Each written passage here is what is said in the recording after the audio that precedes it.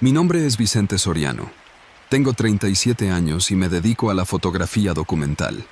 Me apasiona explorar lugares apartados y mostrar la cotidianidad de la gente que vive en condiciones poco habituales. Hace unos meses, me aventuré en Alaska con la intención de retratar la vida en distintos asentamientos rurales. Vine equipado con mi cámara, un todoterreno alquilado y un puñado de mapas que, en aquel momento, creía suficientes para orientarme. A continuación, contaré con detalle lo ocurrido durante mi estancia en un punto remoto de aquel territorio, donde pasé varios días que todavía tengo grabados en la memoria. Al llegar a Anchorage, me instalé en un hotel situado cerca de la avenida Spenard. Poco después, empecé a recorrer sus mercados, sus calles principales y algunos supermercados locales. Uno de los rasgos que me llamó la atención de la ciudad fue la mezcla de comercios pensados para turistas y la oferta de productos dirigidos a la gente de la región, como piezas de recambio para motos de nieve o alimentos preparados para las bajas temperaturas. En ese ambiente conocí a un joven llamado Thomas, cuyo padre era pescador. Él me describió varios destinos interesantes fuera de los circuitos típicos, pueblos muy pequeños, carreteras poco transitadas y cabañas habitadas por familias dedicadas a la caza y a la pesca. Nos pusimos de acuerdo para que él me acompañara hasta un sitio llamado Naukati Bay, donde vivían unos parientes suyos. Saldríamos temprano en su camioneta y llegaríamos después de hacer un par de escalas para dormir en el camino. El trayecto desde Anchorage fue un viaje tranquilo, aunque no carente de dificultades propias del clima. El viento en la carretera soplaba con fuerza y en ciertos tramos el pavimento estaba cubierto por una capa de hielo. Cuanto más nos adentrábamos, más nos rodeaban amplios bosques de coníferas y las montañas despuntaban como enormes murallas blancas en el horizonte. Tras un par de días, alcanzamos Naukati Bay, un lugar con unas cuantas casas dispersas y un muelle casi en desuso. La familia de Thomas me recibió con hospitalidad. Vivían en una estructura de madera reforzada, con un generador para la electricidad y un par de estufas de leña que mantenían el calor. Saqué mi cámara y tomé varias imágenes de sus rutinas. Acarreaban troncos, alimentaban a 2 perros imponentes y hablaban con cierta preocupación de los osos que, en algunas temporadas, merodeaban las cercanías. Pude capturar, entre otras escenas, la forma en que los lugareños almacenan víveres para soportar las jornadas de invierno. 2 días después, me despedí de Thomas y de sus parientes. Planeaba seguir mi ruta en solitario, ya que disponía del vehículo alquilado y llevaba suficiente equipo fotográfico, ropa de abrigo y provisiones. Varios de los amigos de Thomas me sugirieron que no fuera solo, pero yo preferí avanzar sin más retrasos. Salí de Naukati Bay a media mañana. Durante la primera parte del trayecto, todo marchó con relativa normalidad, hasta que hallé un cruce de caminos que no figuraba con claridad en mis mapas. Aparecía un letrero de madera casi ilegible, medio cubierto de nieve. Mi GPS mostraba una señal inestable, pero me alcanzó para confirmar que llevaba una dirección aceptable. Sin embargo, no tardé en entrar a un tramo aún más solitario, con la nieve acumulada cubriendo parte de la calzada. Proseguí con cautela, pero hacia la tarde la señal del GPS desapareció por completo, dejándome sin forma de ubicarme con precisión. Intenté revisar el mapa en papel, y aunque tenía cierto detalle, empecé a sospechar que me había desviado más de lo recomendable. Para entonces, la luz del día declinaba. Me pareció ver una construcción oculta entre los árboles. Bajé del vehículo y caminé unos metros sobre la nieve. Efectivamente, era una cabaña con un techo inclinado, sin rastros de actividad reciente. La puerta cedió tras empujarla un poco. Dentro encontré un espacio en penumbras, con un mobiliario escaso, una mesa rota, sillas volcadas y varias cajas de cartón. No olía a leña ni a comida, ni a nada que sugiriera que alguien hubiera estado viviendo allí en las últimas semanas. El polvo cubría cada superficie. Pensé que al menos serviría para pasar la noche y no arriesgarme a seguir conduciendo sin visibilidad. Regresé al todoterreno, lo conduje hasta quedar estacionado a un costado y luego me instalé en el interior de la cabaña con mi saco de dormir y un hornillo de gas. Calenté un poco de comida enlatada. El viento sacudía las paredes y en cada golpe los tablones crujían con un sonido inquietante. Revisé mis provisiones y dispuse mis mapas en el suelo, con la esperanza de encontrar una ruta clara para retomar el viaje por la mañana. Hacia la medianoche, me desveló un ruido seco en el exterior. Apagué de inmediato la linterna e intenté no moverme para escuchar mejor. No identifiqué el origen exacto, pero se repitió un par de veces, y luego el silencio volvió. Cuando finalmente pude dormir, las ráfagas de viento y crujidos de la construcción interrumpían cada tanto mi descanso. Amanecí con la inquietud de que algo raro sucedía afuera. Al salir y examinar los alrededores, vi huellas que no eran mías. Unas marcas de botas de un tamaño algo menor a las mías se alejaban de la cabaña y se perdían entre la arboleda. La nieve no lucía tan pisoteada, así que podían ser recientes. Empecé a sentir desconfianza. Aún así, recuperé algo de coraje y decidí explorar un tramo del camino a pie. Teñí los árboles con cinta reflectante para no desorientarme de regreso. La claridad diurna mostraba un bosque nevado que parecía infinito. A cada paso, el silencio se rompía por el crujir de la nieve bajo mis botas y el frío cortante me hacía jadear. Tras avanzar unas horas sin descubrir otra señal de vida, retorné a la cabaña para reagruparme. Lo primero que vi fue la puerta ligeramente abierta. Yo la había cerrado con cuidado. Entré con cautela, sosteniendo el mango de mi linterna como si necesitara defenderme. Miré en cada rincón, pero no había nadie. Mis pertenencias estaban en el mismo sitio, salvo una mochila cuya cremallera aparecía corrida. Revisé para comprobar si faltaba algo. Seguían allí mi cámara y mis latas de comida. Cerca de la puerta, descubrí una colilla de cigarro que no había visto la noche anterior. No fumo, ni vi a nadie fumando. No volví a salir el resto del día. Cerca de la tarde-noche, preparé algo de comer, a duras penas. No me sentía cómodo, y el viento empeoraba mi sensación de estar isolado. En la oscuridad, regresó el sonido de pasos tenues sobre la nieve, como si alguien rondara la cabaña. Apagué el hornillo y la linterna. Me asomé por una endija en un ventanuco cubierto de tablones y alcancé a distinguir una forma humana moviéndose entre los árboles. La figura se acercó a mi vehículo, recorriendo con la mano la carrocería. Escuché un golpecito en la chapa, como si estuviera comprobando si estaba abierto. Pasó largo rato antes de que la silueta se alejase.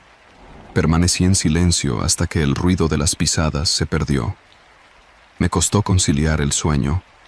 Sentía que en cualquier momento esa persona podría regresar, tal vez acompañada o con peores intenciones. Apenas despuntó la primera luz, recogí todas mis cosas, desmonté mi campamento improvisado y subí al todoterreno. Aceleré con cuidado por la ruta cubierta de nieve, sorteando el hielo. No tenía un rumbo totalmente definido, pero prefería dar marcha atrás y tratar de regresar a una carretera reconocible.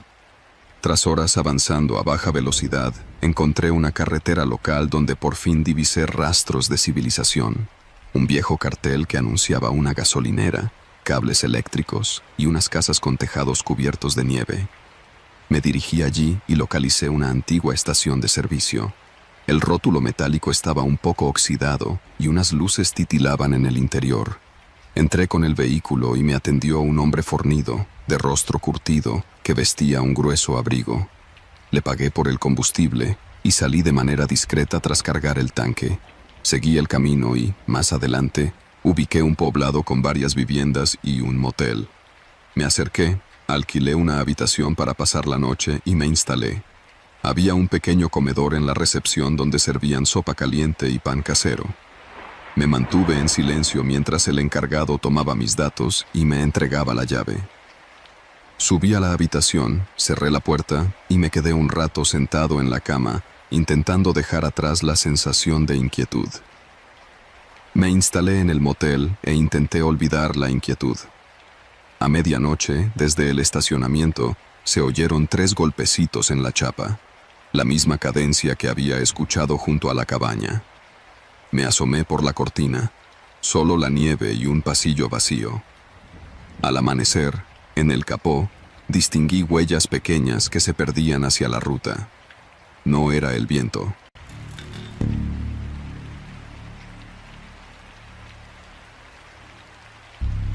Me llamo Dante. Nací en un barrio popular de la Ciudad de México, donde el bullicio y el calor se entrelazan con las rutinas cotidianas de la gente en mercados y paradas de autobús. Crecí rodeado de algarabía, con el eco de los vendedores ambulantes y el olor de la comida callejera impregnando el aire. Jamás pensé que un día cambiaría esas calles coloridas por los parajes helados de Alaska. Pero las circunstancias económicas forzaron mis planes. Tras perder mi empleo, acepté un proyecto de mantenimiento de infraestructuras en una región remota del estado más gélido de Estados Unidos. Nunca imaginé el tipo de tensión que me aguardaba allí. Mi llegada a Anchorage fue caótica. El avión aterrizó en medio de una ligera nevada y me encontré con un aeropuerto silencioso. Extrañé el bullicio de la terminal de la AICM en México. Sin embargo, el contratista que me recibió parecía amable. Era un hombre alto, llamado Peter, que vestía una gruesa chamarra y cargaba con una carpeta llena de documentos. Me llevó a una pequeña oficina para firmar mi contrato. Me sorprendió ver que había un puestecito en el pasillo donde vendían burritos y tacos al estilo Texas. Sentí una mezcla de familiaridad y extrañeza en ese lugar tan distinto a mi tierra. Luego, subimos a un todoterreno y salimos en dirección norte por una carretera larga y recta, rodeada de pinos cubiertos de una capa blanca. De camino, hicimos una parada en una tienda general, un local que ofrecía provisiones básicas, ropa de invierno, bebidas calientes y un área con mesas de madera. Ahí vendían café y té. Las meseras iban cubiertas con gruesos suéteres. Compré barras de chocolate y un par de baterías extra para mi linterna. Me llamó la atención que el piso crujía a cada paso y que los pocos comensales volteaban a vernos con recelo. Peter me pidió que no me distrajera demasiado y me recordó que nuestro destino quedaba a horas de distancia. Continuamos el viaje. El puesto en el que trabajaría se encontraba en un campamento instalado cerca de un lago. Allí, un pequeño equipo se encargaba de supervisar líneas de gas y revisar las rutas de abastecimiento para diversas comunidades más al interior. Éramos 4. Mayra, nacida en Tijuana, al igual que yo, era foránea. Thad, un alasquiano serio que solía cavilar más de lo que hablaba, y Joanne, una mujer local con años de experiencia en la zona. El supervisor, un hombre llamado Grant, administraba todo desde Anchorage y no estaba con nosotros físicamente. Pasaríamos entre 2 y 3 semanas en aquella área antes de volver a la ciudad. Me revelaron que mi principal labor sería verificar la seguridad de los ductos, además de ayudar con el inventario de alimentos y combustible. Pensé que sería duro soportar el frío, pero jamás me preparé para lo que en verdad iba a ocurrir. En cuanto llegamos, descubrí que el campamento consistía en 2 pequeñas construcciones de madera unidas por un techado intermedio que hacía las veces de garaje improvisado para la camioneta. La cabaña principal tenía un espacio común con una estufa, una mesa y literas en los extremos. La segunda cabaña servía como almacén y refugio en caso de averías. El lago se extendía a pocos metros, ahora medio congelado y bordeado por el bosque. Alrededor no había más que nieve y árboles infinitos. Un reino blanco, silencioso, imponente. Me acomodé en una litera y sentí que el viento cortante se filtraba por las rendijas de la pared. Lo primero que noté fue el silencio. Un mutismo abrupto que te hace oír tu propia respiración. La primera semana pasó sin grandes incidentes, aunque los días se iban acortando. Me acompañaban distintas sensaciones: añoranza de mi tierra, incomodidad ante lo desconocido y una creciente intriga por entender cómo vivía la gente en sitios tan desfavorecidos por el clima. Thad y Joanne decían que la clave era la preparación. No salir nunca sin un plan de ruta, llevar las herramientas adecuadas y respetar la naturaleza, que podía ser implacable. Por las tardes, Mayra y yo platicábamos en español, recordando pequeños detalles de tiendas, mercados, calles transitadas y el bullicio que parecía tan distante. En ocasiones, mientras descansábamos, escuchaba ruidos esporádicos en el exterior, quizá ramas crujiendo o la posibilidad de algún animal merodeando. Sin embargo, no le di demasiada importancia al principio. Todo cambió en la segunda semana cuando las inspecciones se intensificaron. Una mañana salimos a revisar una tubería que se tendía cerca de un cañón poco profundo. El trayecto fue largo, cubierto de rocas medio ocultas bajo la nieve. Tras varias horas de caminar, llegamos a un punto donde se veía un poste de señalización con marcas de pintura roja. De pronto, Mayra descubrió algo perturbador. Junto a ese poste había un campamento improvisado, apenas unas lonas rotas y restos de fogata, sobre las que se veían manchas oscuras y trozos de comida congelada. Parecía abandonado. La nieve pisoteada alrededor indicaba que alguien había estado allí no hacía mucho tiempo, aunque la carencia de pisadas claras complicaba la orientación. Thad se agachó y tomó un pedazo de tela ennegrecida, con restos secos que podrían ser sangre. Me fijé en su expresión. Su mirada se endureció y me hizo un gesto para que guardara silencio. Partimos rápido de regreso al campamento. Nunca fuimos ingenuos. Sabíamos que era probable hallar indicios de cazadores ilegales o excursionistas en problemas, pero Mayra y yo empezamos a sospechar que no se trataba de un caso cualquiera. Joanne insistió en que informaríamos a Grant por radio, cosa que hicimos esa misma tarde, aunque la señal no era la mejor. Grant, con su habitual calma, comentó que quizás se trataba de un accidente y que, en cualquier caso, no involucraba directamente nuestro trabajo. Si no ven heridos, continúen monitoreando, dijo. Aún así, la inquietud se quedó instalada en nosotros. Aquella noche, me costó dormir. A medianoche, me incorporé para buscar agua en la cantimplora y sentí un ventarrón que hacía vibrar las ventanas de la cabaña. De pronto, distinguí algo que sonó como pasos suaves sobre la nieve. Empleé mi linterna y me acerqué a la ventana. Vi una sombra moverse cerca de la construcción secundaria. Me asusté, sin saber si se trataba de un oso, un alce o una persona. Desperté a Thad, y él, con enorme cautela, decidió salir a ver si había algo extraño. Regresó a la media hora, empapado de frío, diciendo que no vio señales claras de intrusos. Sin embargo, había huellas dispersas alrededor, como si alguien hubiese caminado en círculos. A la mañana siguiente, revisamos todo el perímetro. Encontramos los botes de basura abiertos, con restos esparcidos y varias huellas humanas rodeándolos. Joanne pensó que tal vez alguien desesperado por comida había irrumpido durante la noche.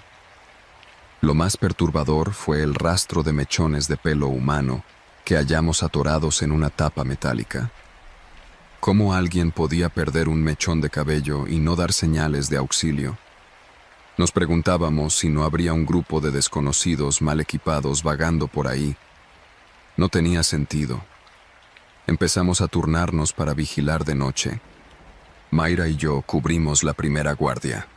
Mientras charlábamos en voz baja, pensamos en nuestras familias lejos de este paraje. Mayra comentó que echaba de menos los tacos de su colonia, la calidez humana y hasta los carteles coloridos de su mercado local.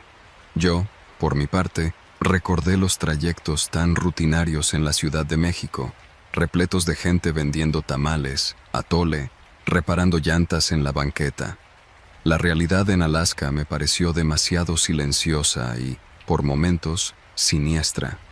Los días pasaron sin ocurrir nada extraordinario, hasta que, en una tarde nublada, recibimos por radio un informe de Grant avisándonos que unas inspecciones adicionales requerirían llegar a una zona más al norte, cruzando un paso montañoso.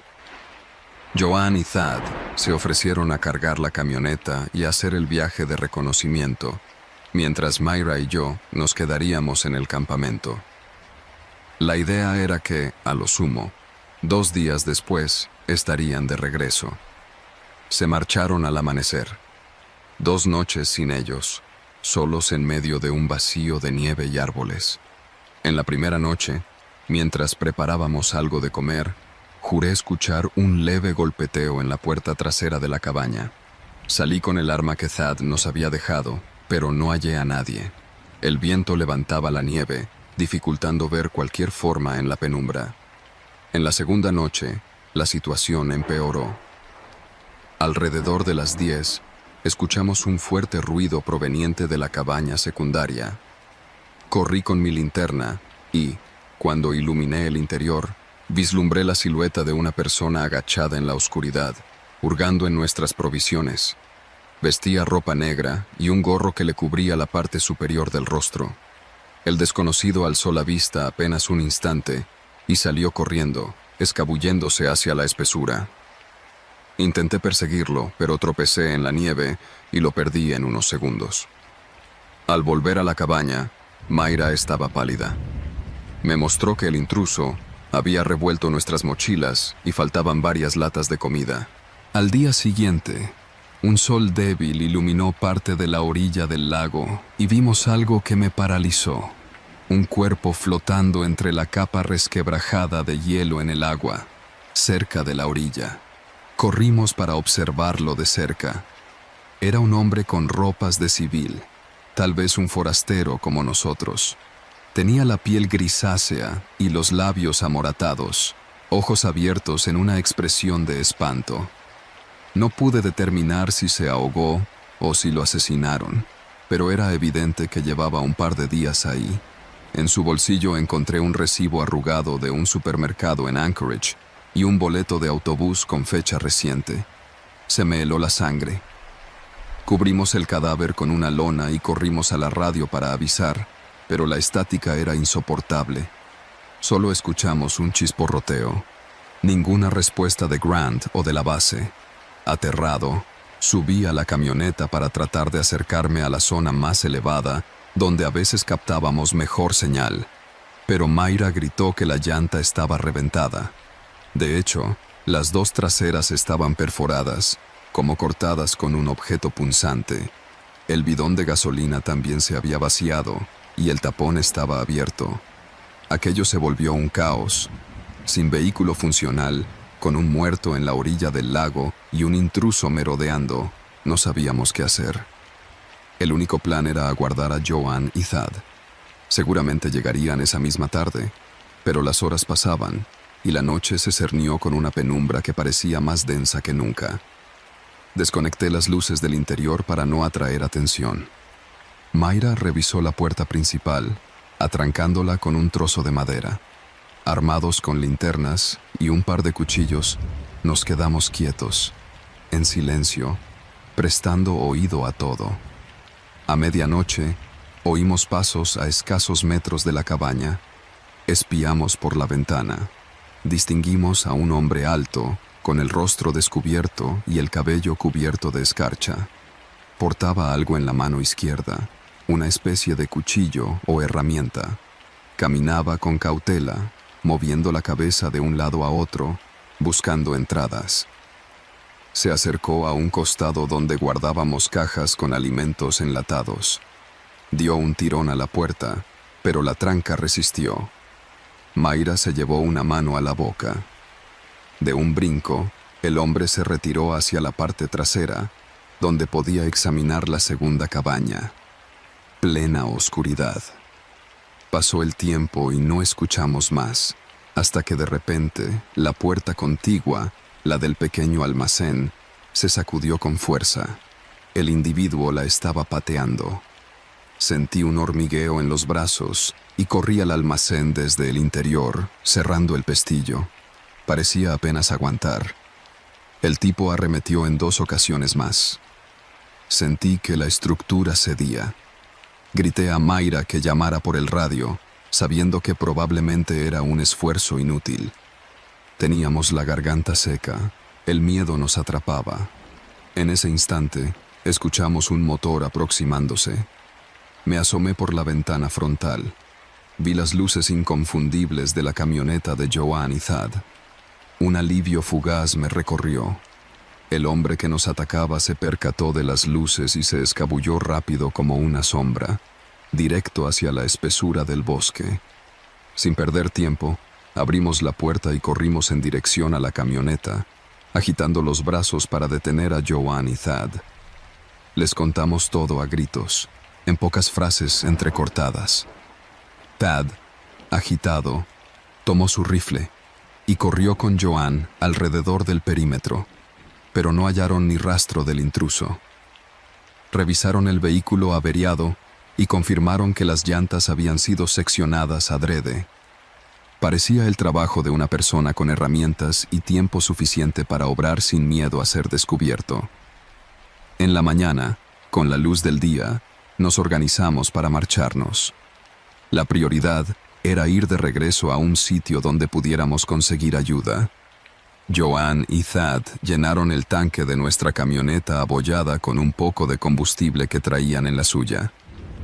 Cambiaron las llantas reventadas por unas de repuesto, aunque no eran del todo compatibles, pero al menos permitían avanzar. Nos alistamos. Mayra y yo estábamos tensos, sin saber si encontraríamos de nuevo a aquel desconocido o si alguien más aparecería. Antes de partir, Thad se acercó al lago para buscar el cadáver que habíamos encontrado flotando. Ya no estaba. El hielo fracturado yacía allí, pero de la persona ni un resto.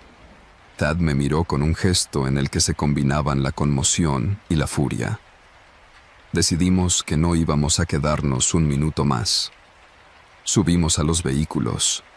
La marcha fue lenta. Casi tropezábamos con las ramas y la nieve acumulada en los caminos rústicos. Apenas recorrimos un par de kilómetros cuando la camioneta de Joanne se detuvo bruscamente. Bajamos todos a ver qué sucedía. El camino aparecía bloqueado por 2 troncos a medio cortar, puestos deliberadamente para impedir el paso. Thad maldijo en voz baja y señaló cómo esos cortes parecían hechos con una sierra. No se veían huellas de personas, solo nieve pisoteada desordenada. Tardamos horas en apartar los troncos, sudando a pesar del frío. Miraba alrededor, con temor de que en cualquier momento nos cayeran encima. Una vez liberado el camino, avanzamos. Durante ese trayecto, la tensión era casi insoportable. Joanne mantenía la vista fija en el retrovisor. Thad sujetaba el volante con los nudillos blancos. Mayra y yo íbamos alerta en la segunda camioneta. Esperábamos ver a alguien salir de entre los árboles. Afortunadamente, logramos tomar un desvío que aparecía en los mapas de Joanne. Nos condujo a un poblado humilde con una pequeña estación de servicio, una tienda y un par de casas rodantes estacionadas. El encargado de la tienda era un tipo taciturno, de cabello hirsuto, que apenas nos saludó con un movimiento de cabeza. Logramos usar un teléfono allí y contactamos a Grant. Le exigimos ayuda, pero solo dijo que tomaría nota y que alertaría a las autoridades locales. Adquirimos provisiones y proseguimos nuestro camino, buscando llegar a Anchorage. El resto del trayecto fue silencioso. Nadie quería hablar. Ni siquiera nos fijábamos en el paisaje, tan obsesionados como estábamos con la idea de volver a la seguridad de un lugar donde hubiera gente, iluminación, hospitales y policías. Aunque había muchas cosas que requerían explicación. La persona muerta, el intruso, la insistencia de que estuviéramos solos. No teníamos más energía para teorizar. Cuando por fin vimos la carretera principal, con su asfalto mejor mantenido, respiramos apenas un poco. Nos tomó 4 horas más llegar a las afueras de Anchorage. Peter me recibió con una mirada de incredulidad mientras yo contaba lo esencial. Tomó notas, hizo una llamada rápida y dijo que haríamos un reporte formal. No insistí mucho. Deseaba dar por concluida esa pesadilla. Mayra decidió renunciar de inmediato. Yo, en cambio, tuve que permanecer unos días más para entregar documentación y cerrar mi contrato. Durante ese lapso, no pude dormir bien. Sentía que alguien podía irrumpir en la habitación del motel barato donde me hospedé.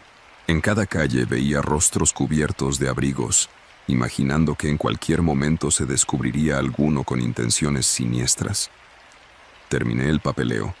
El día en que salí del motel para dirigirme al aeropuerto, nevaba con una intensidad inusual. Empaqué todo a la carrera, sin despedirme de casi nadie. Solo quería regresar a mi país, a mis ruidos familiares y a mi gente. Tomé un taxi rumbo a la terminal, mirando por la ventana la ciudad encapotada. El taxímetro marcaba una tarifa absurda, pero no me importó. Me urgía salir de ahí. De pronto, en un semáforo, vi a un hombre alto con un gorro oscuro. Estaba a un lado de una parada de autobús, observando directamente hacia mí. La sensación de asfixia me pareció insoportable. El semáforo cambió y el taxi avanzó. Nunca volteé la cara de nuevo. Al subir al avión, sentí un nudo en la garganta. En el compartimento de mano, mi mochila pesaba distinto. La abrí. Entre la ropa, un mechón de cabello congelado y un boleto de autobús igual al del cadáver, con fecha de hoy.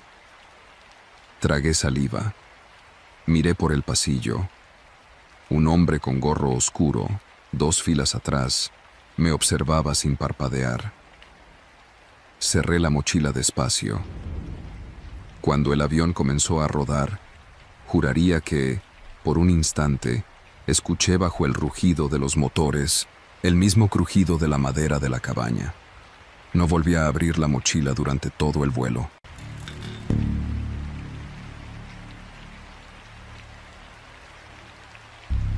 Me llamo Adalberto Torres y soy periodista independiente, especializado en crímenes que muchos medios prefieren ignorar. Siempre he tenido el hábito de anotar cada detalle que encuentro. Gestos, lugares, datos aparentemente irrelevantes. Sin embargo, nada de lo que había investigado anteriormente me preparó para enfrentar el caso que encontré en Juneau, la capital de Alaska. Llego a este punto donde siento la necesidad de relatar lo vivido, sin adornos ni reflexiones, porque aún me tiembla la voz cuando recuerdo ciertos pasajes de mi estancia en esas tierras frías e implacables. El motivo que me llevó a volar desde mi casa, en un cálido lugar de México, lleno de mercados y puestos de antojitos, hasta Juneau, fue un correo electrónico anónimo que recibí. En él, un supuesto informante aseguraba tener pruebas de una serie de desapariciones conectadas con un crimen reciente que la policía no deseaba aclarar. Me explicaba, con pocas palabras, que existía un episodio macabro alrededor del hallazgo de un cadáver cerca de la costa, con señales muy extrañas en la piel. No se trataba de una muerte accidental, pero todo parecía indicar que las autoridades locales estaban más interesadas en silenciar los hechos que en resolverlos. Llegué a Juneau al atardecer, bajo un cielo gris cargado de nieve. El aeropuerto, aunque pequeño, presenta una agitación particular. Gente apurada, pilotos de avionetas que vuelan hacia pequeños pueblos remotos y turistas curiosos buscando aventuras en la naturaleza. Nada anunciaba el horror que yo sospechaba por detrás de aquel escenario.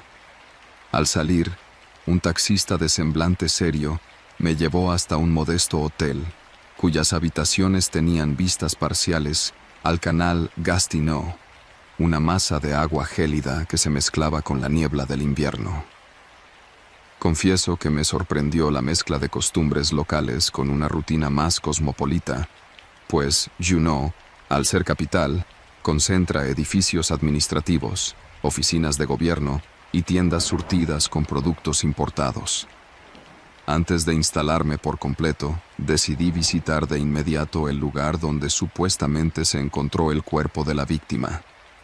Según la nota que recibí, era un joven originario de la zona, con pocos recursos y un pasado turbulento. En la costa, cerca de un sitio donde llegan ferries y barcos de carga, localicé el área acordonada por la policía.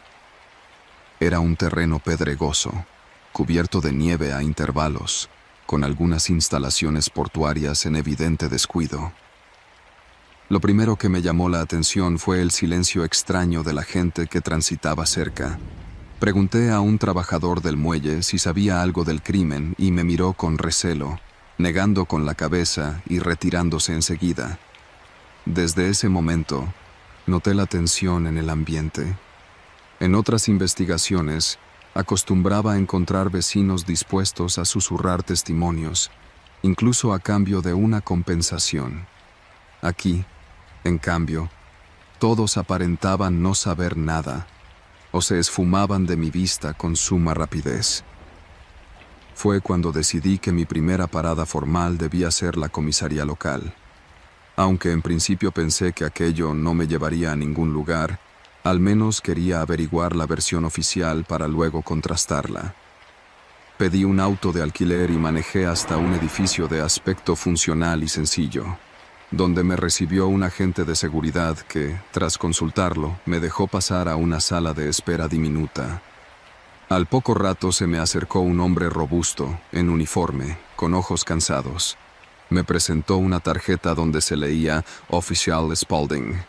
Cuando le expliqué que era periodista y deseaba conocer más detalles del cadáver encontrado, su rostro mostró cierta cautela. Me habló con frases breves, mencionó que se realizaban investigaciones preliminares, pero hizo énfasis en que no había nada confirmable todavía. Cada pregunta que formulaba la respondía con evasivas, y terminé entendiendo que no obtendría datos relevantes.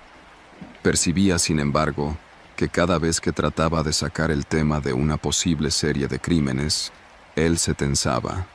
Al final, me recomendó que me mantuviera al margen, con una ligera cortesía que no lograba ocultar un tono de advertencia. Esa misma tarde, mientras tomaba un café ligero en un local cerca del muelle, recibí un nuevo mensaje en mi teléfono. Se trataba del informante anónimo. Me indicaba que, si realmente buscaba respuestas, debía dirigirme a un barrio residencial llamado Mendenhall Valley, en la periferia de Juneau. Me señalaba también que los lugareños sospechaban de un grupo de personas que se congregaba en las zonas boscosas que rodean el famoso glaciar de Mendenhall, un lugar turístico ampliamente conocido. Me pareció intrigante, pues eso implicaba que podría haber testigos que, por temor, no se atrevían a denunciar nada ante la policía. Me preparé para ir, algo receloso, pero la curiosidad pudo más que cualquier duda. Al llegar a Mendenhall Valley, noté que el paisaje cambiaba. Las casas se veían más dispersas, rodeadas de abundante vegetación y con la presencia majestuosa de montañas nevadas en el horizonte. Algunos postes de luz se alzaban, vencidos por la tempestad de inviernos pasados.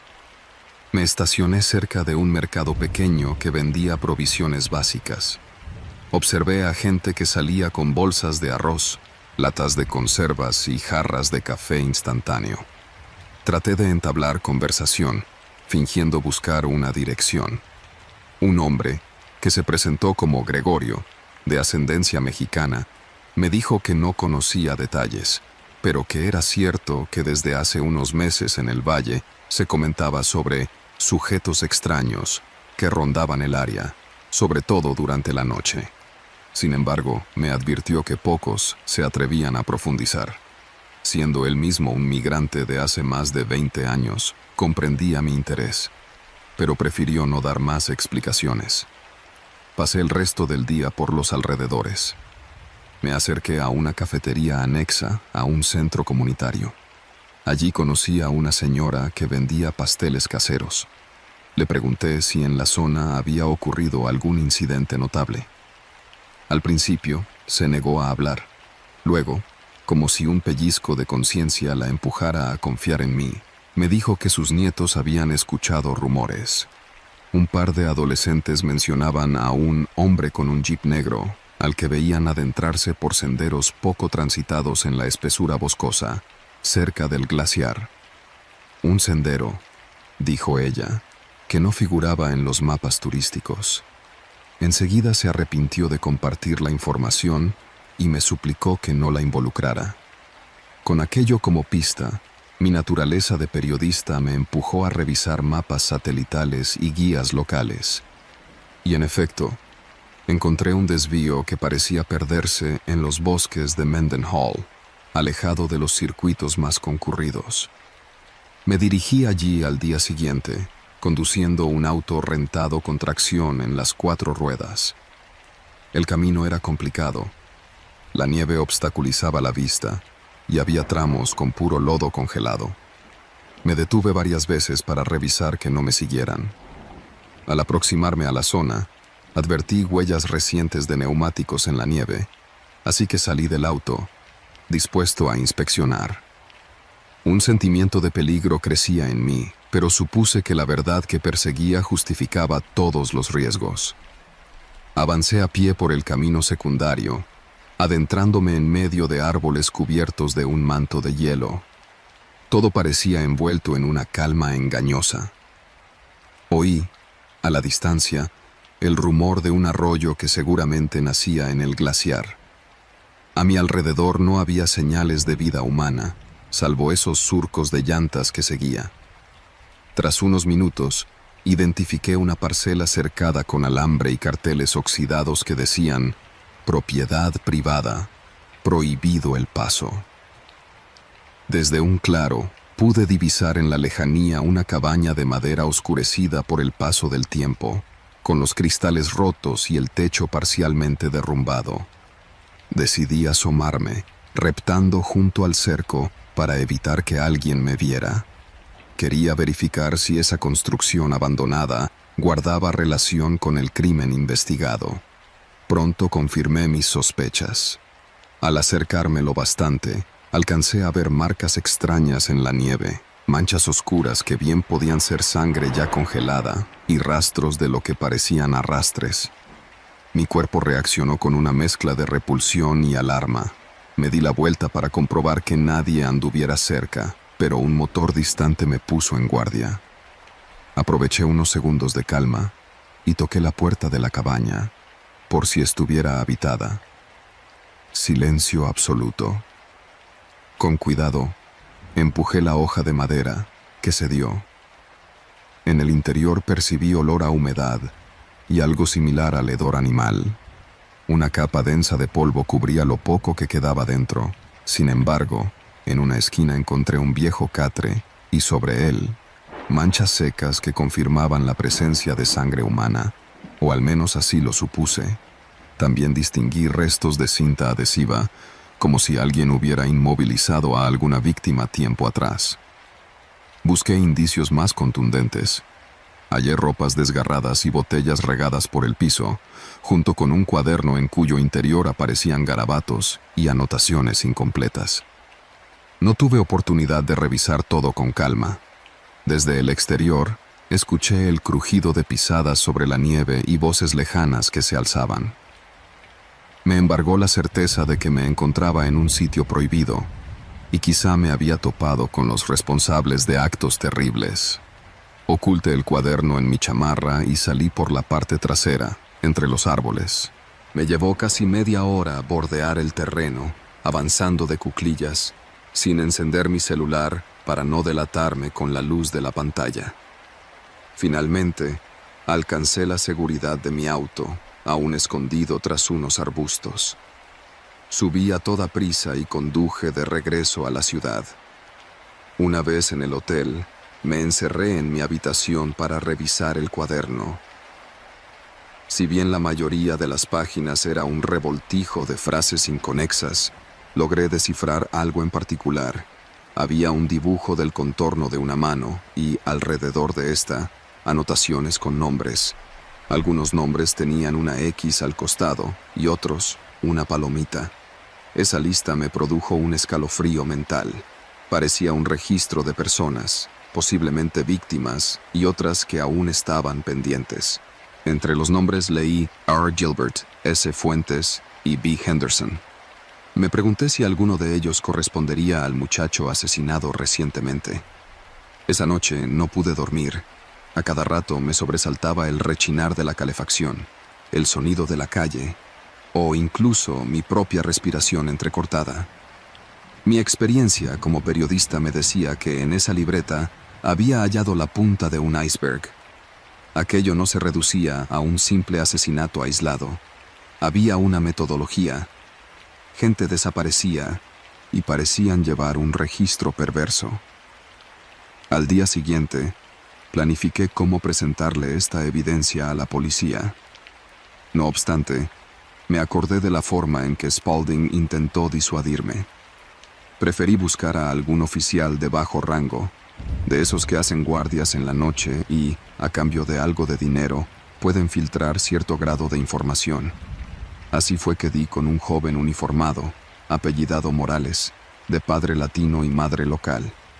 Accedió a verme en un estacionamiento trasero. Le enseñé el cuaderno y le conté mis conjeturas.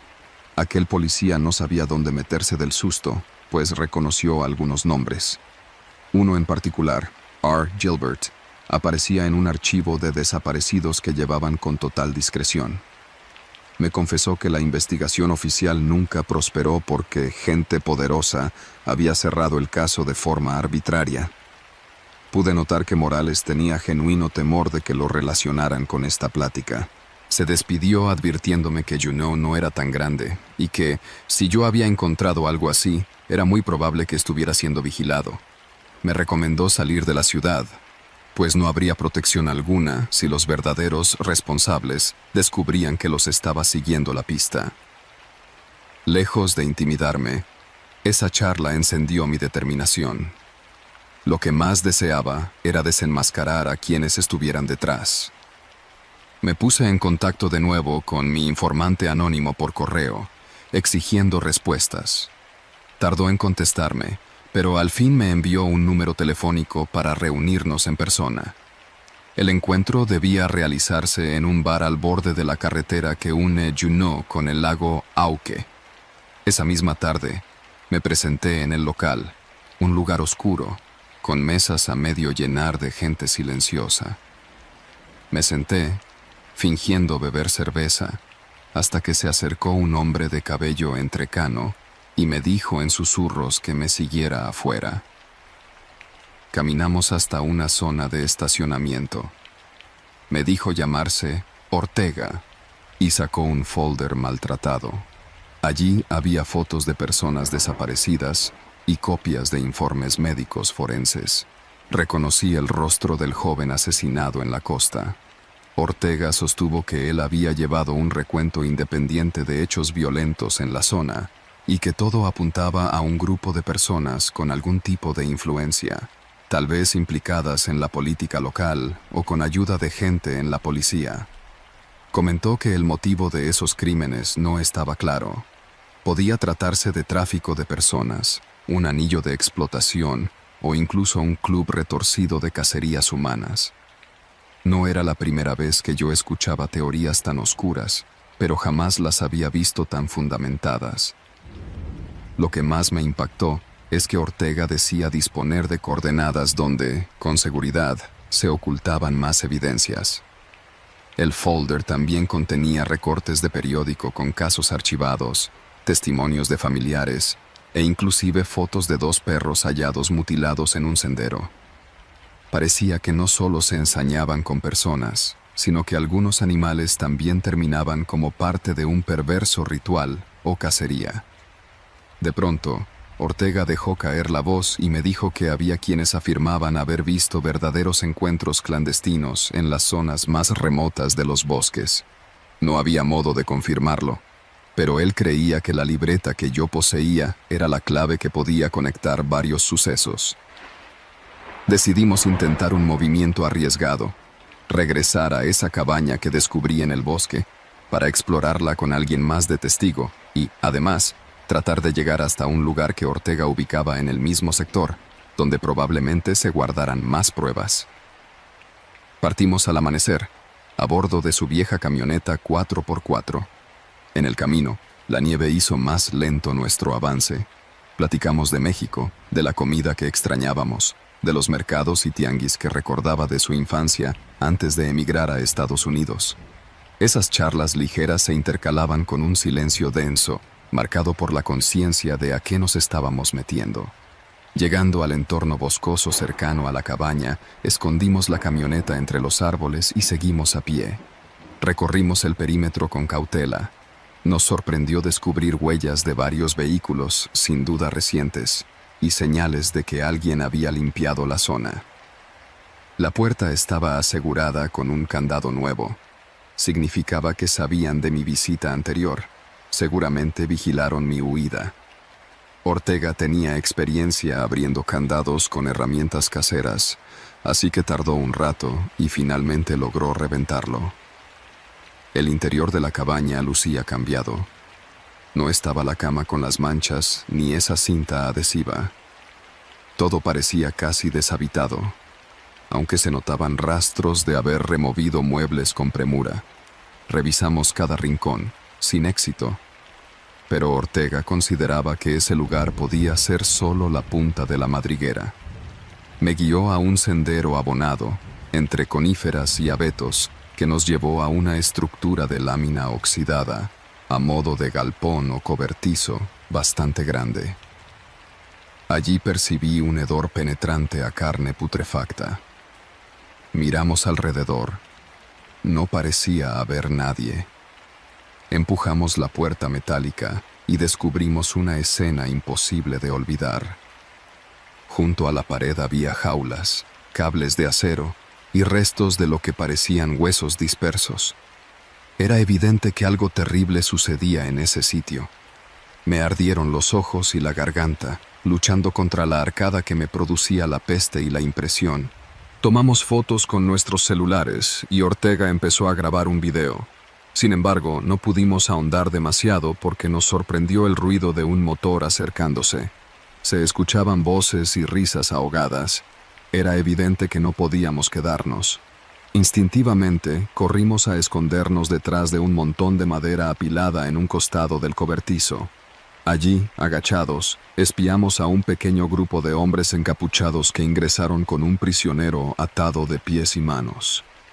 El pavor en su rostro me sacudió. Lo arrojaron contra el piso, sin piedad. Uno de los encapuchados se quitó la capucha y le reconocí. Era el oficial Spaulding, el mismo que me recibió en la comisaría. Sentí cómo la sangre me palpitaba en las sienes. Presenciamos unos segundos terribles. Se mofaban de la víctima y uno de ellos blandía un arma. Ortega y yo supimos que, de quedarnos, seríamos descubiertos, y dado lo que veíamos, ellos no dudarían en silenciarnos para siempre. Ortega me hizo señas y salimos lo más rápido que pudimos, escabulléndonos por un lateral donde la lámina estaba desprendida, hasta adentrarnos en la espesura. No hubo margen de tiempo para un rescate improvisado. Estábamos desarmados y superados en número. Incluso hoy me atormentan gritos que escuché a lo lejos mientras corríamos. Tras un trayecto agotador, logramos alcanzar la camioneta. Condujimos de vuelta a la ciudad, sin soltarnos palabra alguna. Cada uno iba masticando en silencio lo que acabábamos de atestiguar. Ya no se trataba solo de sospechas. Era una realidad monstruosa. Un grupo de personas, contando con la cobertura de al menos un policía, estaba atrapando, torturando y probablemente asesinando a víctimas indefensas. Mi impulso natural era acudir a las autoridades federales o a alguna instancia más alta que la comisaría local. Sin embargo, Ortega me hizo notar que, en Alaska, hay autoridades que también podrían estar involucradas. No era simple paranoia. Él lo había aprendido a fuerza de golpes. Con el miedo empujándonos, planeamos un último recurso: contactar a un medio digital de gran alcance y difundir el material que habíamos reunido. Esa noche nos encerramos en un motel anónimo cerca de una tienda de autoservicio y subimos las imágenes y el video encriptado a una plataforma segura. Antes de que pudiéramos compartir los enlaces con nuestros contactos, se fue la electricidad en todo el sector por un tiempo. No sé si fue una coincidencia o si ya estábamos intervenidos. Cuando volvió la luz, me percaté de que el disco duro externo donde guardaba copias de seguridad había desaparecido. Ortega entró en pánico y salió al estacionamiento. No regresó. 3 horas después, la policía llegó al motel diciendo que había ocurrido una pelea afuera y que un hombre con la descripción de Ortega había sido herido. Corrí con lo puesto hacia el lugar donde se aglomeraban sirenas y ambulancias. Sentí un sacudón espantoso al encontrar un cuerpo tirado sobre la acera, rodeado de paramédicos. Era Ortega, con un hilo de vida que se le escapaba entre las manos ensangrentadas. Al verme, apenas pudo articular un par de palabras ininteligibles.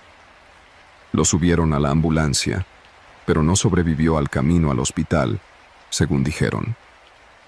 Las autoridades, en otro claro intento de ocultamiento, declararon que se trató de un asalto al azar perpetrado por desconocidos. Yo, en cambio, estaba seguro de que lo habían silenciado para que no revelara todo lo que sabíamos. Sin mi principal aliado y con la certeza de que Spaulding y sus cómplices tenían apoyos, me vi obligado a dejar Juneau. No logré preservar la totalidad de la evidencia, pero conservo retazos, unas cuantas fotografías, algunos apuntes, los recuerdos dolorosos de los lugares que recorrí. Hasta ahora, no he podido denunciar públicamente lo sucedido sin exponer mi vida, y probablemente la de personas inocentes.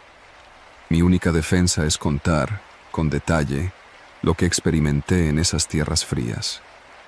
Asegurar, a quien me lea o escuche, que detrás de la fachada tranquila de ciertos rincones de Alaska pueden existir grupos que gobiernan con brutalidad, a la sombra del olvido y el miedo. Desde que regresé a México, algo me acecha. No importa a dónde vaya, el peso de lo que descubrí en Alaska parece seguirme, como si las sombras me hubieran marcado. Durante las primeras semanas, intenté retomar mi vida, pero la sensación de ser observado no me dejaba en paz. No es paranoia, es real. La miraba en los ojos de las personas, en las sonrisas falsas, en los susurros que se callaban cuando entraba en una habitación.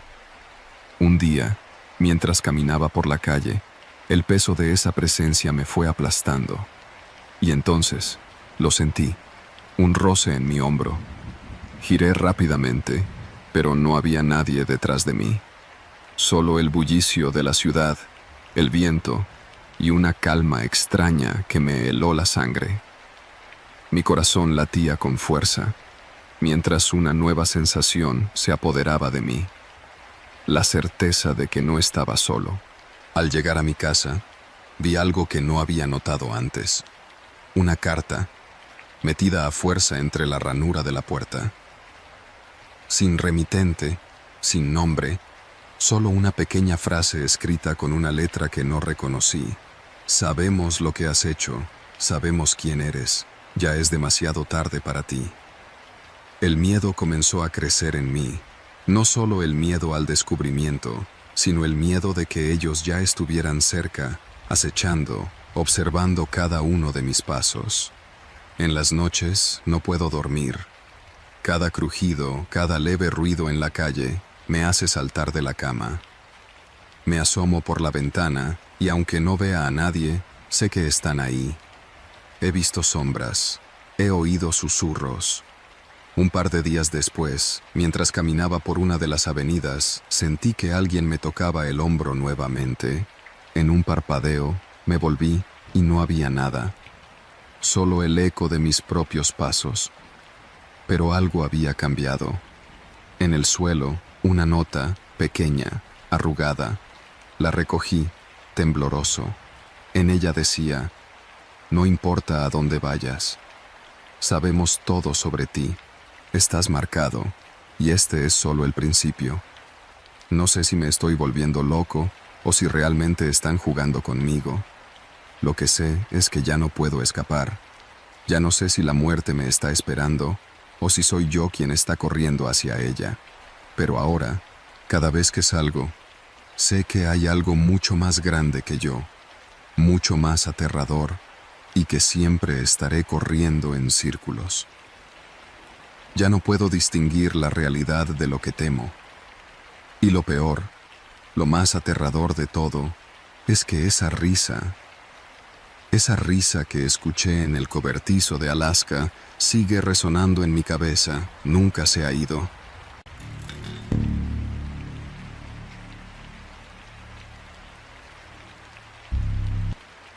Me llamo César.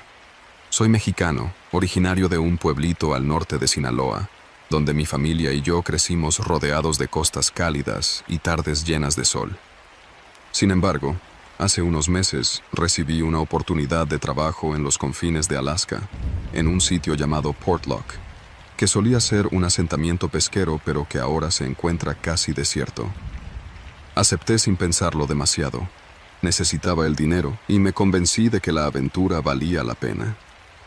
Nunca imaginé que terminaría contando esta historia, ni que lo haría con la voz temblorosa cada vez que recuerdo lo que presencié.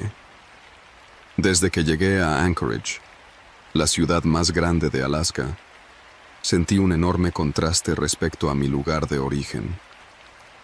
El frío era tan penetrante que el aire dolía en la cara, algo que apenas podía concebir tras venir de una región tan cálida. Luego de un par de días, logré contactar al hombre que me prometía trabajo en Portlock. Su nombre real no lo recuerdo bien. Era algo difícil de pronunciar, un apellido ruso o eslovaco.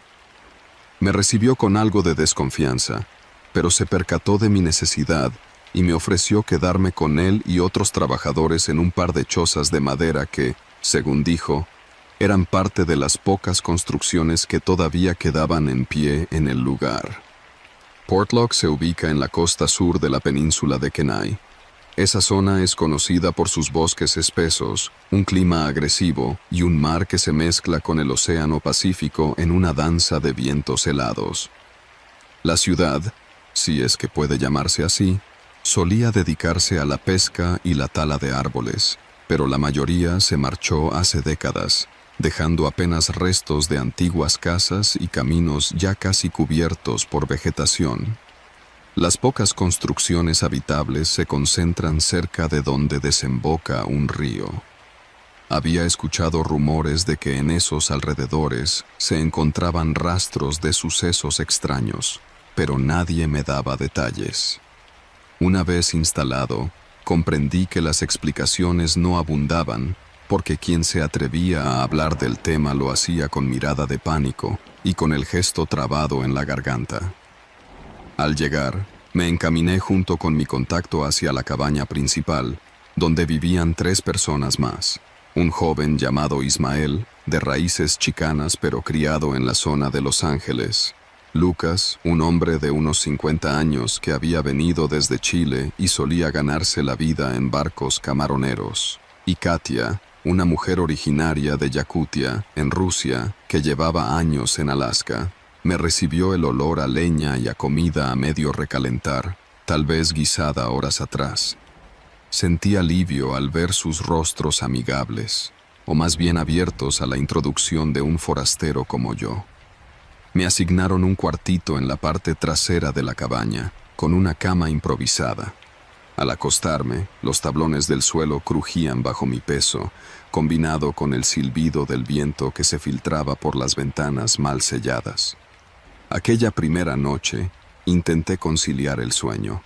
Me había costado un triunfo alcanzar Portlock, un viaje en lancha rodeando ríos helados, luego un recorrido a pie de varios kilómetros entre peñascos cubiertos de nieve.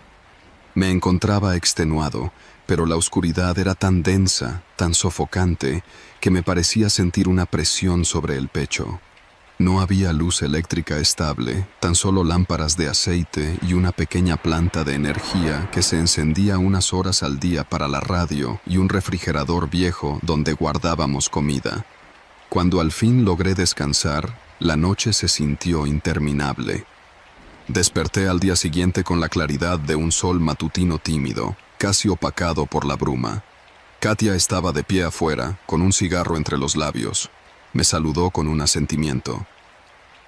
Lucas e Ismael estaban revisando unas redes de pesca mientras planeaban el día. El plan era ir a la costa, recoger lo que hubieran atrapado en las trampas que colocaron la tarde anterior y revisar la estructura de un bote al que le faltaban reparaciones. El barco, me explicaron, podría servirnos para transportar los productos de la pesca hasta un punto de venta más cercano a Anchorage o a alguna planta de congelados. Para ahorrar dinero, parte del proyecto consistía en arreglarlo nosotros mismos. En el desayuno, había restos de tortillas frías que Ismael traía desde Anchorage cuando conseguía provisiones de comida mexicana. Las calenté un poco sobre una pequeña estufa y me supieron a gloria junto con frijoles recalentados. Ese simple detalle hogareño me dio un poco de valor para encarar el resto del día. Salimos a la costa en un pequeño vehículo de nieve algo destartalado, avanzando por un sendero lleno de árboles y rocas cubiertas de hielo. El camino no era muy largo, apenas 10 minutos, pero el silencio del bosque me inquietaba. De niño había pasado muchas noches en palapas pesqueras de Sinaloa, siempre con el canto de los grillos, de las ranas o de las aves nocturnas. Aquí no se escuchaba casi nada, como si la naturaleza entera estuviera conteniendo la respiración. Llegamos a la orilla y revisamos las trampas. Sacamos pescados metálicos, plateados, algunos tan grandes que costaba levantarlos. Teníamos el barco a medio reparar, con tablones sueltos y clavos oxidados. Ese día, la marea estaba baja y pudimos ver gran parte del fondo rocoso donde crecían algas pardas y restos de viejas redes enredadas sobre la arena. Mientras me encorvaba para recoger un costal con lo pescado, descubrí algo que me sorprendió. Unos huesos alargados entre esos restos de redes, con la forma muy parecida a los de un brazo humano. Estaban roídos, resquebrajados por la sal, pero la forma era inconfundible. Avisé a Ismael y Lucas sin saber bien qué decir. Se acercaron, vieron los huesos y se miraron entre sí sin pronunciar palabra. Katia se incorporó también y soltó el cigarro al piso, aplastándolo antes de tomar los huesos con cuidado. «Los voy a dejar dentro de una caja y se la mostraremos al jefe», dijo con el ceño fruncido. Nadie añadió nada más. Sentí un nudo en el estómago. No insistí para no incomodar a los demás, pero la tensión creció en el ambiente. Por la tarde, de regreso en la cabaña, me animé a preguntarle a Lucas si era común encontrar huesos en la orilla. Me contestó que la costa puede traer de todo, pero siempre hay historias sobre gente que desapareció por esos rumbos. Aún así, se notaba en su voz un matiz de cautela, como si no quisiera profundizar. Mencionó de pasada que Katia había encontrado huesos en otras ocasiones, pero ella nunca hablaba del tema. «No preguntes tanto», me dijo con un tono que evidenciaba cierto disgusto. Como recién llegado, me dediqué a hacer mi trabajo sin insistir, pero me quedé con la sensación de que nadie quería explicar lo que pasaba en la oscuridad de esos bosques. Me enfoqué en las labores del bote: martillar, sacar tablas viejas, limpiar óxido y colocar un barniz para proteger de la humedad. Cada golpe de martillo resonaba como un latido en medio de aquel silencio gélido. En las noches nos reuníamos en la cabaña para cenar. El jefe, que apenas hablaba inglés y casi nada de español, se sentaba en un rincón viendo unos papeles. Esa misma noche, mientras estábamos fieles a nuestro ritual de guardia al calor de la fogata, comenzó a comentar algo en voz baja con Katia. Se oía confuso, pero alcancé a entender algunas frases en las que mencionaba a un pescador que se había ido a cazar focas días atrás y no regresó. Katia le respondía en un idioma que no reconocí bien, pero sonaban palabras duras, como de preocupación o desacuerdo. Tras el intercambio, el jefe simplemente tomó su lámpara y se encerró en su habitación. Al día siguiente, decidimos que lo mejor era dejar listos los suministros de cara a un posible mal tiempo. Ismael y yo fuimos a una pequeña caseta donde guardábamos comida enlatada y agua potable. Para nuestra sorpresa, parecía que alguien había estado allí recientemente. Las huellas en la nieve rodeaban el lugar y la puerta estaba entreabierta. Se suponía que éramos las únicas personas en aquel recinto, a excepción del jefe o Katia, pero ellos se encontraban en la costa haciendo un inventario de redes. Lucas, por su parte, había mencionado que iría a cortar leña para mantener nuestras chimeneas activas. Entonces, ¿quién se metió? Revisamos el interior. Faltaban 2 latas de frijoles, una de atún y algo de tocino envasado. No era gran cosa, pero suficientemente extraño. Cualquiera que haya entrado no reventó el candado, sino que usó una llave o algún método silencioso. Ismael y yo intercambiamos miradas, pero decidimos no informar de inmediato. Solo cerramos con cuidado y nos prometimos volver más tarde con Lucas para cerciorarnos de que nadie hubiera forzado la cerradura. Esa semana, el clima cambió de forma drástica. Una tormenta de nieve comenzó a caer, nublando los cielos durante buena parte del día y la noche. El viento golpeaba las paredes de la cabaña con tal fuerza que la madera crujía y parecía en peligro de colapsar. Nuestra planta principal de energía falló 2 veces y nos quedamos a oscuras. En esas horas, uno se percataba de que la noche en Alaska puede ser más asfixiante que cualquier habitación cerrada. Me abrigaba con 2 chamarras y veía la lumbre titilar en una pequeña lámpara de queroseno. Sentía una desazón profunda, como si esa densa penumbra contuviera secretos que no pertenecían a la imaginación, sino a la realidad más cruda. Apenas la tormenta dio un respiro, Katia nos insistió en salir a revisar la costa, pues temía que la embarcación hubiera sufrido daños. Así que nos aventuramos a caminar por las sendas boscosas llenas de árboles inclinados por la ventisca. A medio camino, encontramos un campamento improvisado, una fogata apagada, latas de comida vacías, algo de plástico rasgado que pudo haber sido una bolsa o una tienda. No había rastros de ocupantes. Ismael vio señales de pasos en la nieve, pero se perdían entre las raíces de los abetos. Tomé una de las latas y vi la marca. Era la misma que guardábamos en nuestra despensa. Esto confirmaba que alguien más rondaba por allí. Llegamos a la playa y, efectivamente, la tormenta había empujado la embarcación varios metros hacia la orilla. Los tablones de madera se habían torcido, el casco estaba abollado y gran parte del trabajo se arruinó.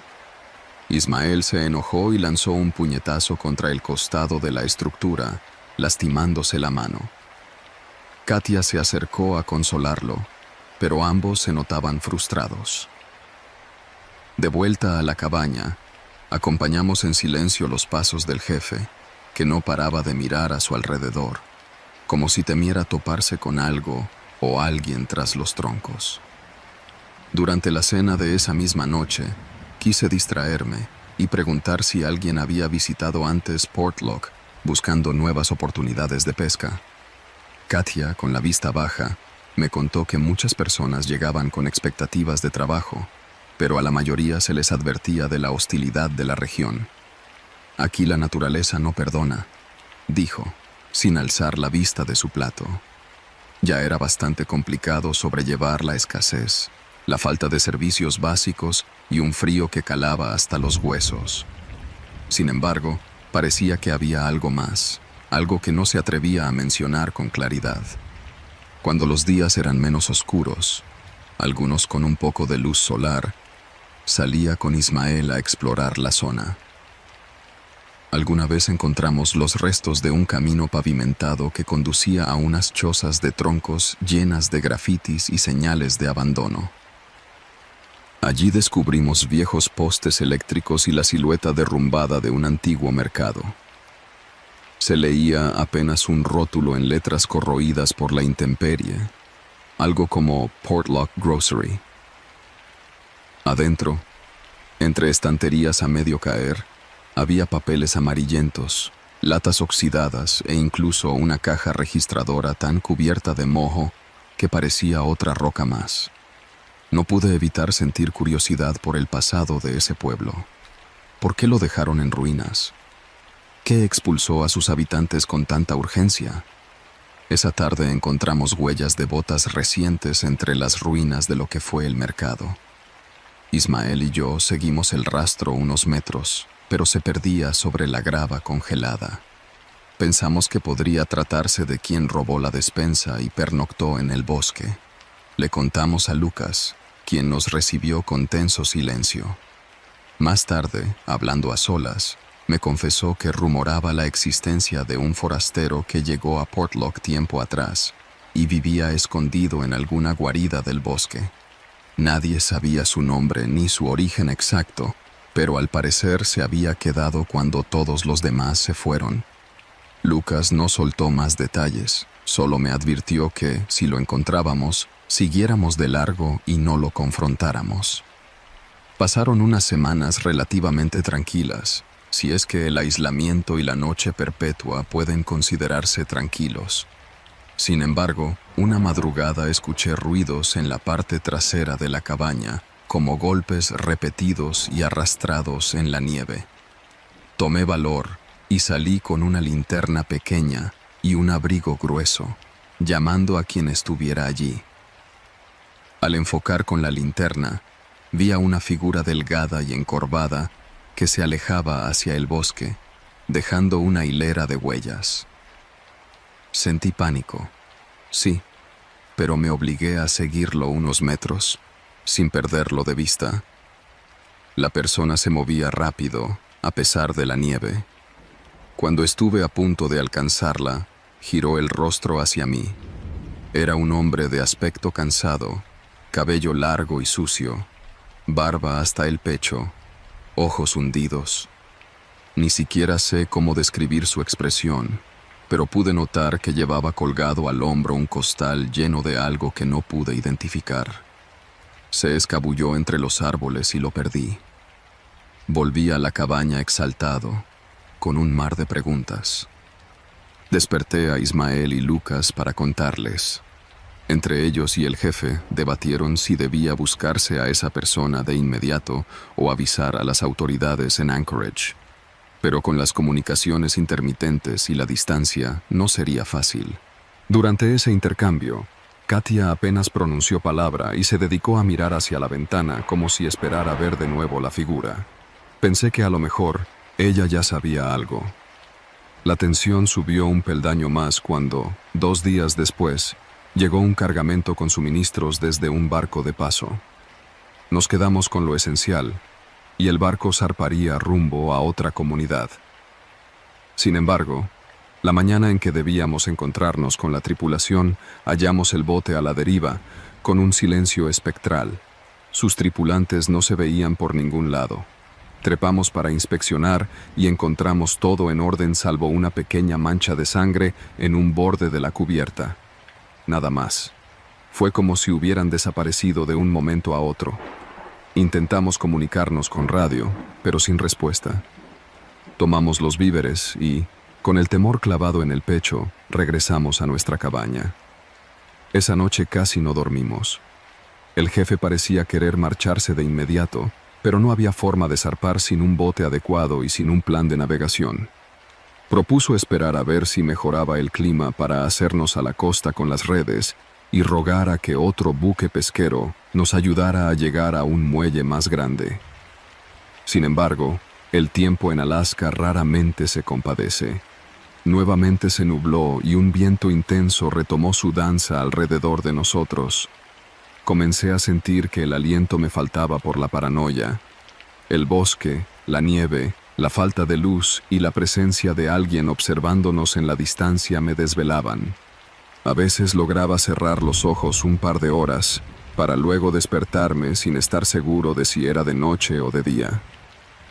En una de mis salidas para recolectar leña junto a Ismael, detectamos un sendero que antes no habíamos visto. Parecía un camino muy angosto, salpicado de trozos de carbón y piedras calcinadas.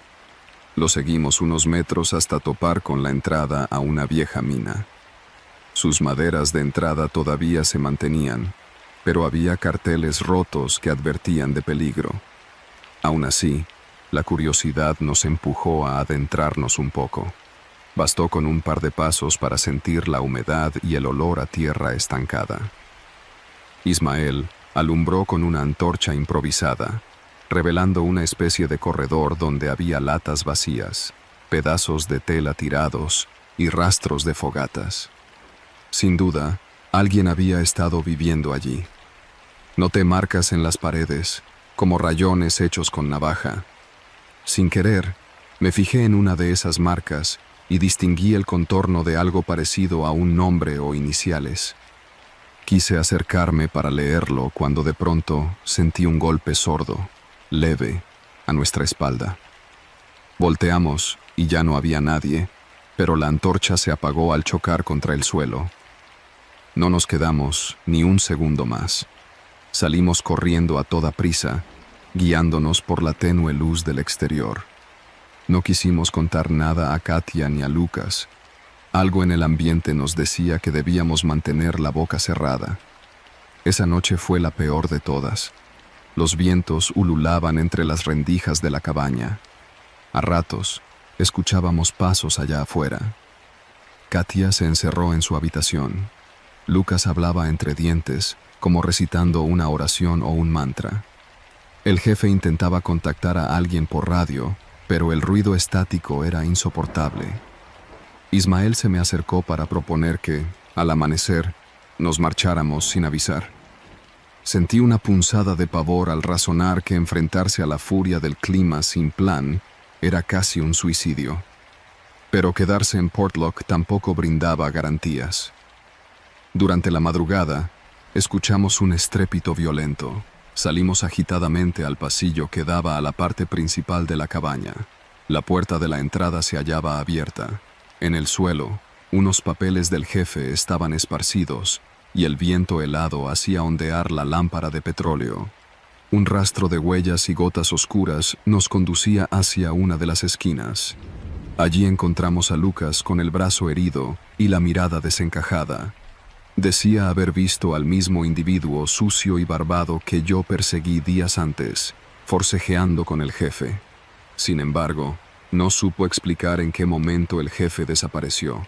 Katia empezó a gritar el nombre de nuestro patrón y salió corriendo al bosque. Ismael y yo la seguimos, gritándole que no se alejara. La noche era un laberinto de árboles retorcidos, con su corteza crujiente. Katia avanzaba a paso frenético, tropezando en la nieve, iluminándose con una linterna casi descargada. Ismael la alcanzó y la sujetó de los hombros. Justo cuando intenté calmarlos a ambos, distinguimos una sombra escurriéndose a unos metros.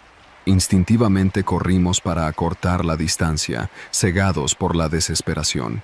El viento nos azotaba el rostro. De pronto, llegamos a un claro en el bosque. Todo se veía blanco y pardo, con la luz de la linterna revoloteando en la oscuridad. A la distancia, escuchamos un crujido de ramas.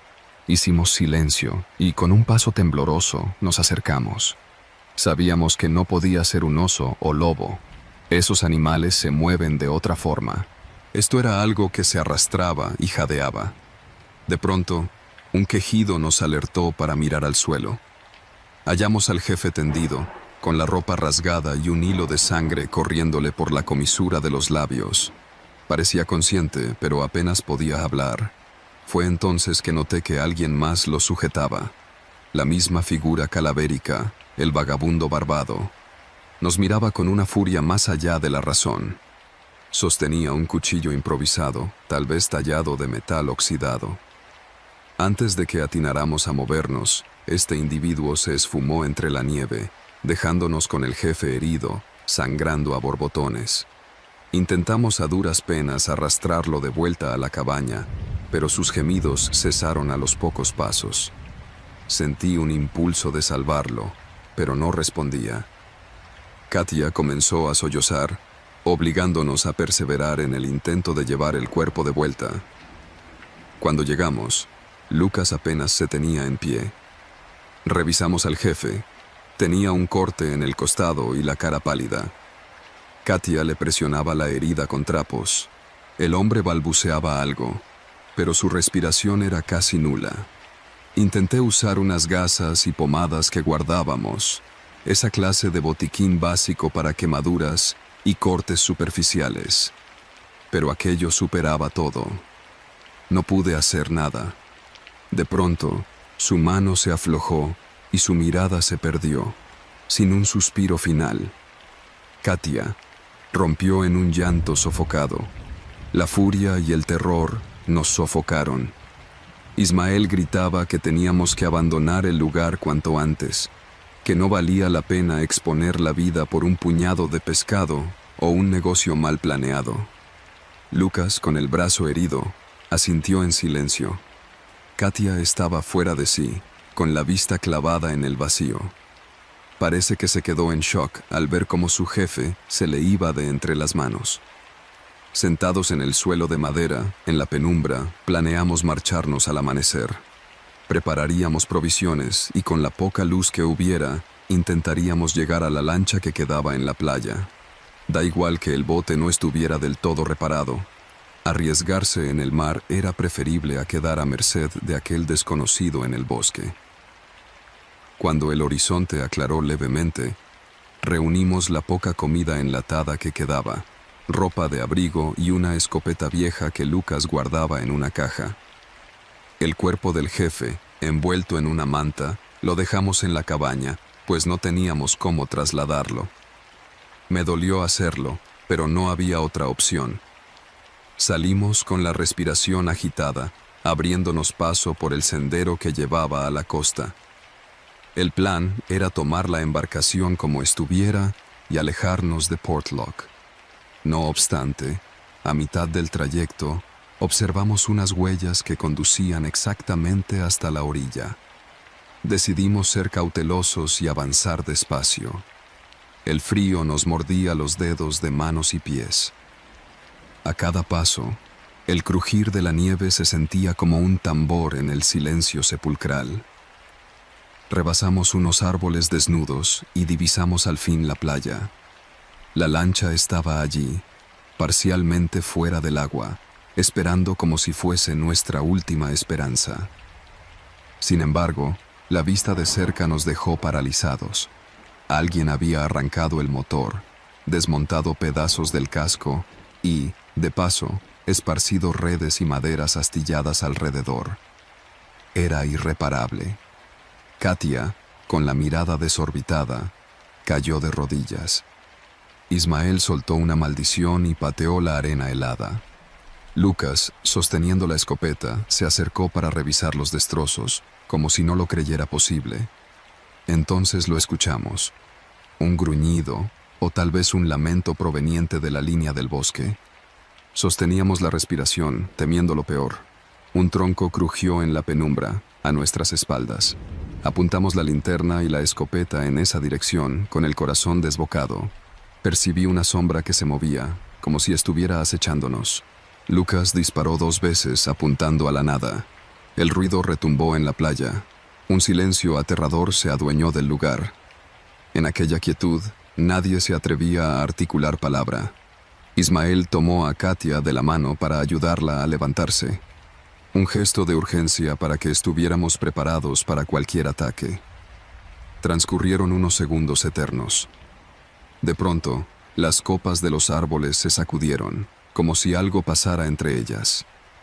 A lo lejos, se oían pasos acelerados que se perdían en dirección contraria.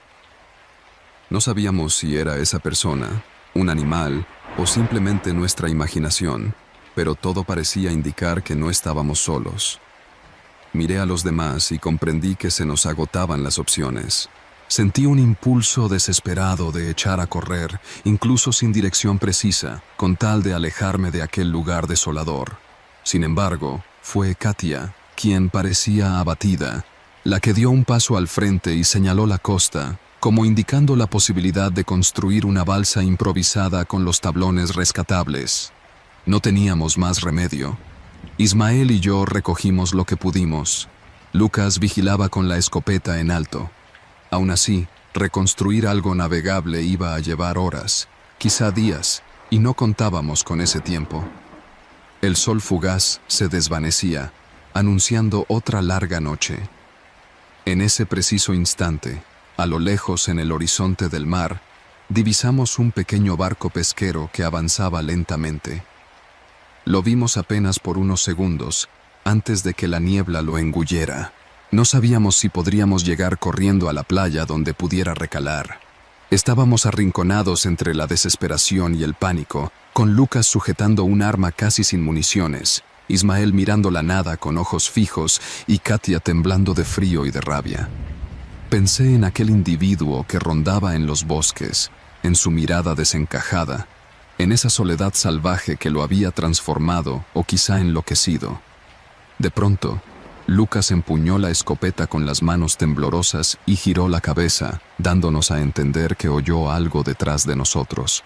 Ismael apretó los labios y, de forma instintiva, nos movimos para rodearlo. Cuando volteé, tuve la impresión de ver un destello metálico entre los árboles, como si fuera el reflejo de una hoja. Sin pensarlo, jalé a Katia y nos pegamos a Lucas, intentando formar un círculo que nos protegiera. Todos manteníamos la vista fija en ese límite oscuro donde termina la playa y comienza el bosque. Sentí un golpe de adrenalina, la garganta seca y un continuo pensamiento de que íbamos a morir allí. Pasaron algunos segundos y nada sucedía. De pronto, un ruido sordo sacudió el aire, como si alguien golpeara contra un tronco. Lucas disparó de nuevo su último cartucho, y el eco se perdió en la inmensidad. Nadie respondió. El silencio volvió a reinar. Nos quedamos ahí, en el límite entre la arena y la maleza, incapaces de dar un solo paso. El viento ya no parecía tan fuerte, pero se había vuelto lleno de un escalofrío interior, como si supiera lo que se avecinaba. No había forma de arreglar la embarcación en ese momento, y quedarnos en aquel sitio significaba esperar a que la noche nos engullera. Por otro lado, regresar a la cabaña con un cuerpo inerte y puertas rotas no ofrecía consuelo alguno. Reflexioné brevemente sobre qué haría si estuviera solo, pero la mirada de Katia, la alarma que se reflejaba en el rostro de Ismael y la respiración entrecortada de Lucas me hicieron comprender que íbamos a enfrentar esto juntos. Era claro que, en cualquier instante, algo podía irrumpir desde el bosque, ya fuera ese extraño de barba o cualquier otra presencia. El aire olía a sal, a miedo, a pólvora. Unas nubes grises se movían sobre nuestras cabezas, presagiando una nevada inmediata. Ismael apretó los puños, como si fuera a correr hacia donde divisó la sombra. Lucas permaneció inmóvil. Katia mantenía la mirada perdida en el horizonte marítimo, quizás añorando que aquel barco regresara y nos rescatara. Fue en ese momento de indecisión que notamos un detalle estremecedor. Entre los arbustos cercanos, la nieve tenía un rastro de manchas rojas, como si marcas de sangre se adentraran en la foresta. Posiblemente pertenecían al jefe o a algún otro herido. No podíamos descifrar si conducían a una trampa o conducían a algo peor. Sin darnos cuenta, quedamos atados a esa visión, incapaces de ignorarla. Antes de que alcanzáramos a decidir si perseguíamos el rastro o si corríamos hacia la playa con la vaga esperanza de que el barco nos viera, el ruido volvió a alzarse, más fuerte, rodeándonos con la certeza de que no estamos solos. La nieve crujió, se oyó un aliento ronco y el golpe de algo metálico, aunque sin tinta de lo sobrenatural, sino perfectamente tangible y amenazador. Lucas levantó su escopeta vacía con un gesto de rabia y mucho coraje, intentando un acto de defensa. Ismael respiró hondo y apretó con fuerza un trozo de madera que serviría de garrote. Katia giró la cabeza con lentitud, mirando fijamente la línea oscura de árboles. Yo, por mi parte, no tenía que empuñar, solo la determinación de no rendirme. En esa fracción de segundo, comprendimos que no había un camino seguro ni un momento para pensar. Apostarlo todo a la playa o decidir ir tras esa sangrienta huella sería igual de arriesgado. El viento volvió a cubrirnos con un manto gélido mientras la sombra parecía avanzar. Y allí, en medio de esa arena congelada y ese bosque impenetrable, estábamos 4 almas aturdidas por el terror y la desesperanza. Sin embargo, algo dentro de mí me impulsó a dar un paso hacia adelante y gritar: «¿Quién anda ahí?». Nadie contestó, pero los latidos de mi pecho me retumbaron a tal grado que casi nublaron mis oídos. Ismael me miró con fiereza. Lucas tensó los músculos y Katia cerró los ojos un segundo. Todas nuestras decisiones confluyeron en ese punto, en esa playa helada al sur de la península de Kenai, con una oscuridad que se cernía cada vez más. Sabíamos que la historia no había concluido, que en cualquier instante algo o alguien irrumpiría con consecuencias inexorables. No dio tiempo de más. Sentimos un golpe contra la arena, pesado, como si un tronco se hubiera derrumbado. Detrás, las ramas se sacudían con violencia. Retrocedimos 1 o 2 pasos, dejando aquella huella de sangre a nuestras espaldas. Intuir el desenlace hacía que se me encogiera el corazón. Alcé la linterna. En ese instante, algo brilló en la penumbra, un destello frío que apuntaba hacia nosotros. Fue todo lo que vi antes de que la linterna cayera de mis manos. Lo último que recuerdo con nitidez es a Katia gritando el nombre de Lucas y el gruñido de Ismael. Sentí como el aire congelado me mordía el rostro, mientras el estrépito de ramas rotas y golpes abruptos resonaba en la noche inclemente. Abrí los ojos un instante, intentando adivinar el paradero de aquel barco que vislumbramos y si llegaría a tiempo para salvarnos de un destino que se cernía como un abismo helado. Tomé aire, pero el viento me cortó la garganta. Allí quedamos atrapados, en esa línea incierta entre la nieve y el océano oscuro, sin un refugio al cual volver y con una silueta acechándonos desde la espesura. Y en medio de ese caos, solo pude pensar en que alguien, si logra salir vivo, deberá contar lo que sucedió en Portlock. Tal vez esa persona logre ponerse a salvo, o quizás sea demasiado tarde.